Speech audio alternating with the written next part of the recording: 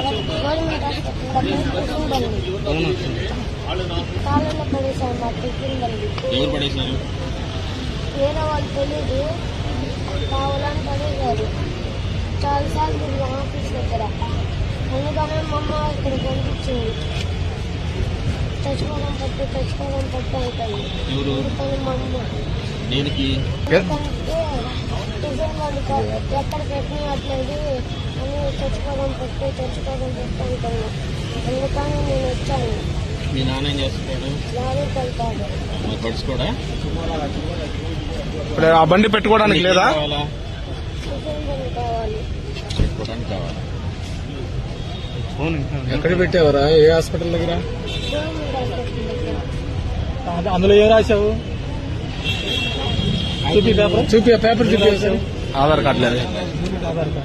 ఇప్పుడు ఫైనల్ గా టిఫిన్ బండి పెట్టుకోవడానికి స్థలం కావాలి అక్కడ, అంతేగా? స్కూల్కి వెళ్ళలేదు దేనికి?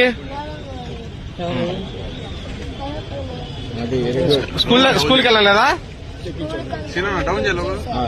స్కూల్కి వెళ్ళకుండా వచ్చేసారు. కరెక్ట్.